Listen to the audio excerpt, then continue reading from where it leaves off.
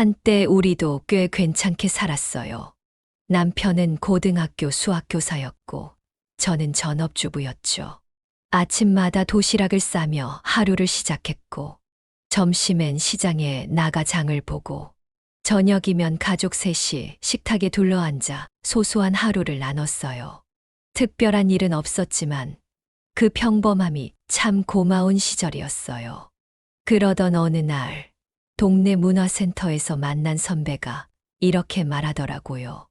요즘은 예체능 아이들 학원보다 개인 지도가 대세야. 너도 한번 해볼래? 사실 저희 딸 수아는 어릴 때부터 춤을 참 좋아했어요. TV에 무용 장면이 나오면 따라 하곤 했고, 초등학생 때부터는 발레 학원에 다니면서 동작 하나하나를 무척이나 진지하게 연습했죠. 그래서였을까요? 자연스럽게 저도 무용학원 보조 1부터 시작하게 됐어요. 레슨 수입은 많지 않았지만 아이들 눈빛에서 열정을 볼 수 있다는 게 참 좋았어요. 그렇게 조금씩 돈이 모이고 자신감이 생겼어요. 그러던 중 딸이 무용 콩쿠르에서 상을 받았고 지방예고 무용과에 진학하겠다는 꿈을 밝혔어요. 처음엔 놀랐지만 저희 부부는 한 번도 딸의 선택을 막지 않았어요. 그래, 해보자. 할 수 있을 거야. 그때까지만 해도 우린 몰랐어요. 그 선택이 우리 가족의 모든 것을 바꿔놓을 줄은. 이야기 시작부터 함께 해주셔서 감사합니다. 이런 이야기 좋아하신다면 구독과 좋아요, 알림 설정 잊지 말아주세요. 당신의 공감이 다음 이야기를 이어가는 큰 힘이 됩니다. 수아는 예고 입학 후에도 정말 열심히 했어요. 새벽부터 학교 가기 전에 발레바 앞에서 스트레칭을 하고, 하교 후에는 곧장 학원으로 가서 밤 10시까지 연습을 했죠. 몸은 늘 멍투성이었고, 발에는 물집이 잡혀 있었지만, 수아는 단 한 번도 힘들다고 말하지 않았어요. 무용이 좋아서 그저 춤추는 순간이 행복하다고 했죠. 그런 수아를 보면서 저희 부부는 늘 마음이 뭉클했어요. 그래서였을까요? 학원비가 올라가고 콩쿠르 준비에 돈이 많이 들어도 한 번도 아깝다는 생각을 하지 않았어요. 아이의 꿈을 밀어줄 수 있다는 게 감사했고, 어쩌면 저희 인생에도 의미를 부여하는 일이었는지도 몰라요. 고3이 되던 해 수아가 말했어요. 엄마, 유럽 쪽 무용학교 알아보고 싶어요. 처음엔 너무 멀게만 들렸어요. 서울도 아니고 한국도 아니고 유럽이라니. 하지만 수아의 눈빛은 단호했고 이미 친구들 중에도 준비하고 있는 아이들이 있다고 했죠. 남편은 한동안 말이 없었어요. 계산기를 두드려보고 학비며 생활비며 항공료며 조용히 종이에 숫자를 적어 내려갔어요. 적어도 2억은 있어야겠네. 그 말에 집안이 잠시 조용해졌어요. 하지만 수아가 그날 밤 제게 조심스레 말했어요. 엄마, 혹시 무리라면 말해줘. 그냥 국내 대학 가도 돼. 그 말이 더 아프더라고요. 하고 싶어서 말 꺼냈다가 우리 형편 걱정하는 아이의 눈빛을 보면서 저는 마음을 굳혔어요. 가자. 유학. 우리가 할 수 있는 데까지 해보자. 그 순간 사실 조금은 들떴어요. 딸이 세계 무대에서 춤출 수 있을지도 모른다는 기대. 그리고 내 아이를 통해 우리 삶에도 어떤 반전이 찾아올 거란 희망.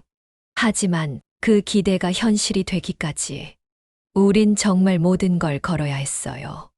유학 준비는 생각보다 훨씬 복잡하고 길었어요. 일단 포트폴리오용 영상을 찍는 데만도 몇 달이 걸렸어요. 레슨실을 대여하고 조명과 카메라를 설치하고 몇백 번 동작을 반복한 끝에 겨우 만족할 만한 장면을 담았죠. 그 영상 하나에 들어간 비용만 해도 1,000만 원이 넘었어요. 거기에 통역이 가능한 코디네이터를 따로 고용하고 학교마다 요구하는 오디션 서류와 추천서를 준비했죠. 수아는 밤새도록 자기소개서를 쓰고 또 고쳤어요. 물론 영어로요. 엄마, 이 문장 자연스러워 보여?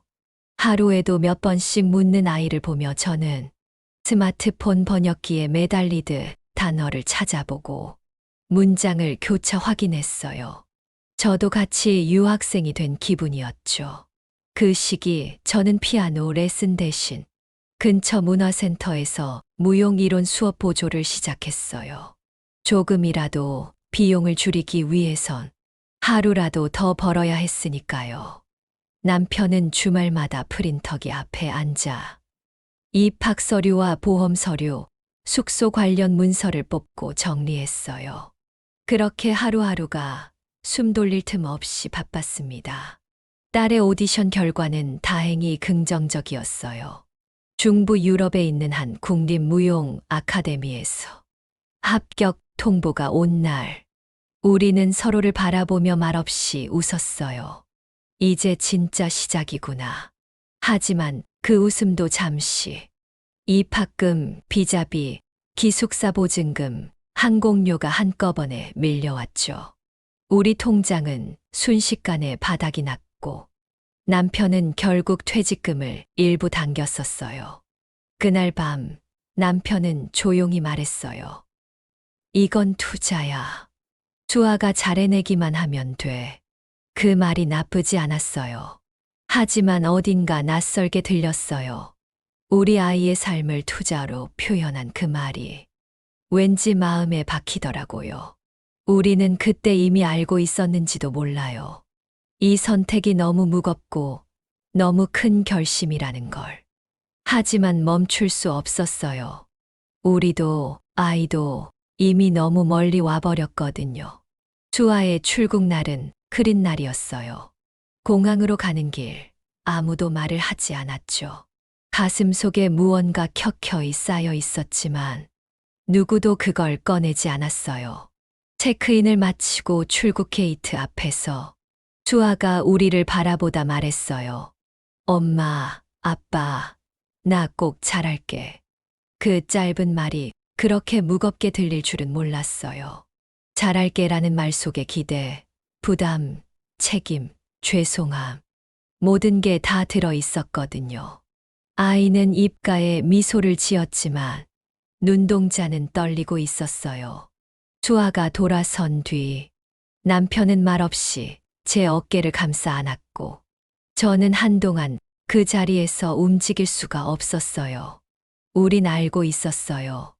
이게 단순한 유학이 아니라는 걸. 삶 전체를 통째로 흔드는 선택이라는 걸요. 수아가 떠난 뒤 집은 너무 조용했어요.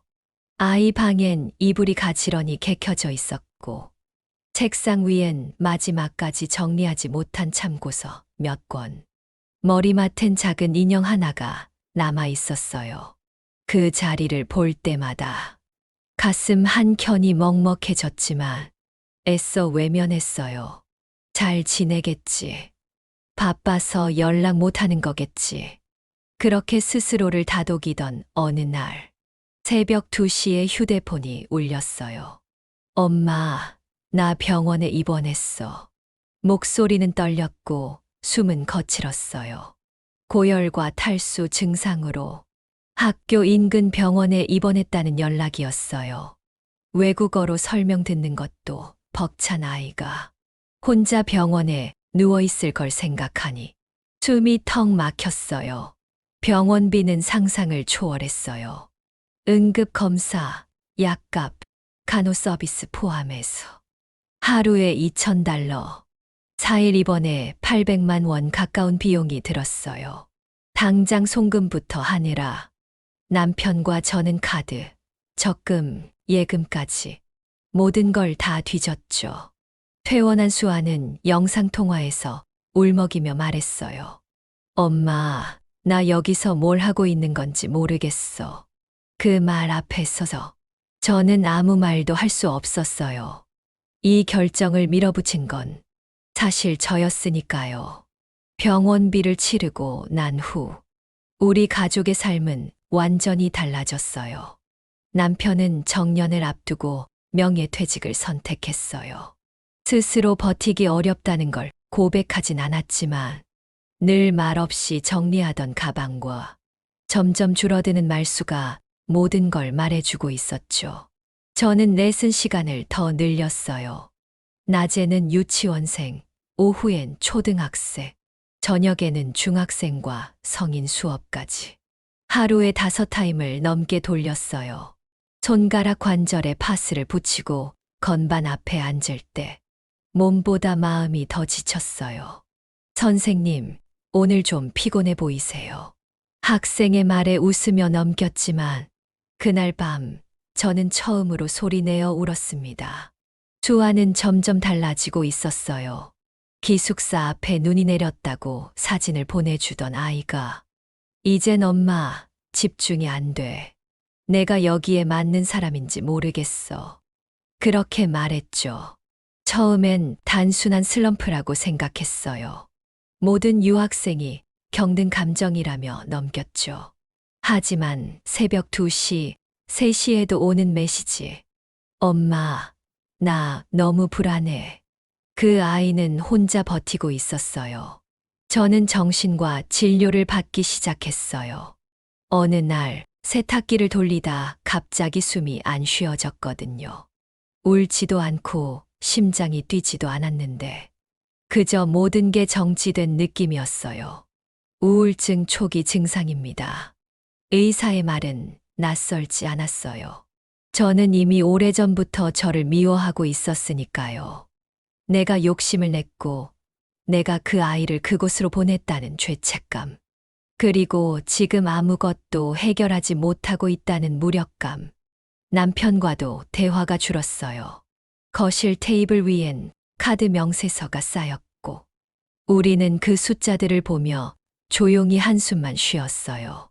다들 은퇴하면 여행 간다는데 우리는 왜 이렇게 됐지? 남편의 말은 담담했지만 그 속엔 쓴웃음과 분노, 체념이 섞여 있었어요. 저는 조용히 대답했어요. 끝까지 가자. 그게 부모잖아. 그 말이 옳았는지 지금도 잘 모르겠어요.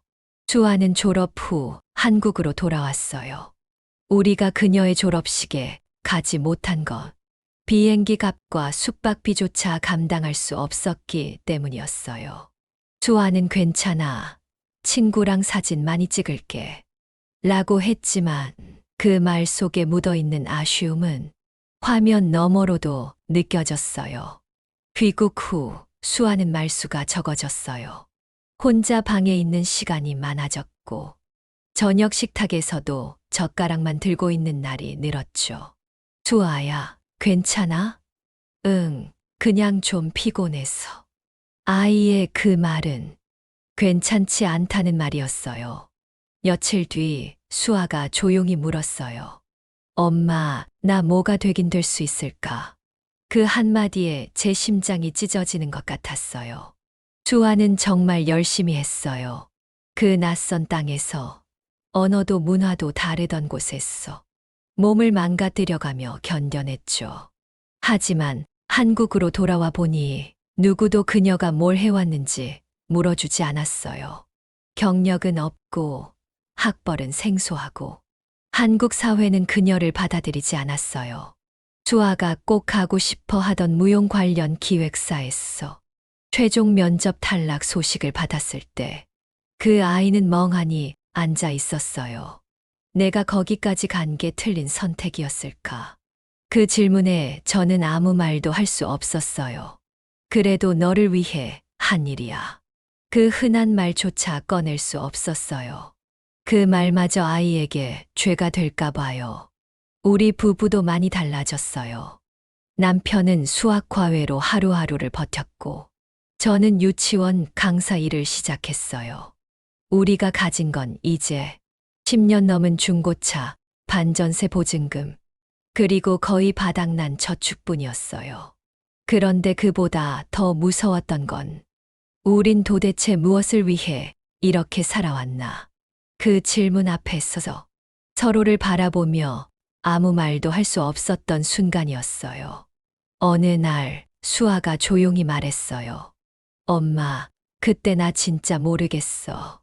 왜 날 거기까지 보냈는지, 내가 원했던 게 맞긴 했는지도 잘 모르겠어. 그 말에 저는 입을 다물 수밖에 없었어요. 입을 열면 또 너를 위해서였어.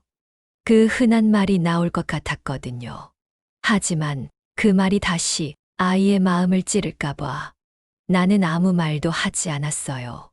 수아는 지금 계약직으로 무용 관련 콘텐츠 회사를 다니고 있어요. 월급은 많지 않고 고용도 불안정하지만 여긴 오래 다닐 수 있을 것 같아. 그 말에 담긴 조심스러운 희망에 우리 부부는 작게나마 안도했어요. 가끔은 수아가 퇴근하고 와서 묻기도 해요. 엄마, 내일 반찬 뭐 해줄까? 그럴 땐 내가 아이를 키운 건지, 이젠 아이가 나를 돌보는 건지 헷갈릴 정도로 가슴이 뭉클해져요. 우린 지금 반전세에 살고 있어요.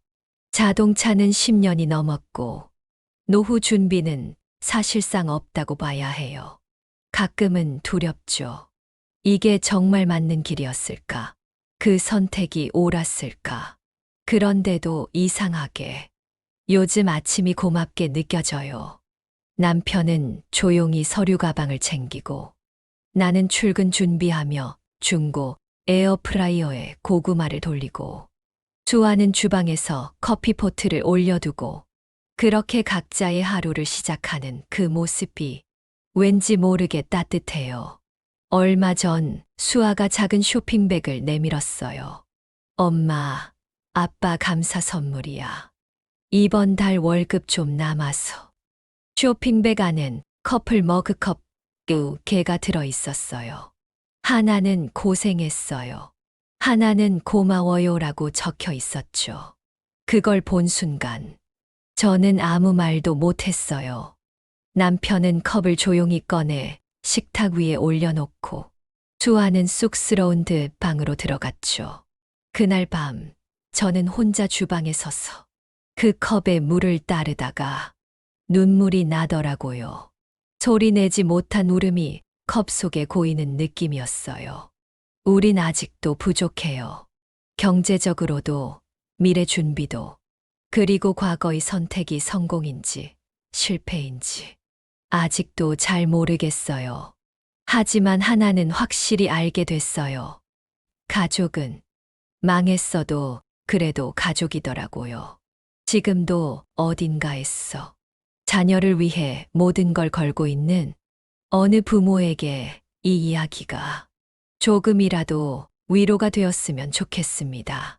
들어주셔서 감사합니다. 저는 또 한편의 삶을 들고 오겠습니다.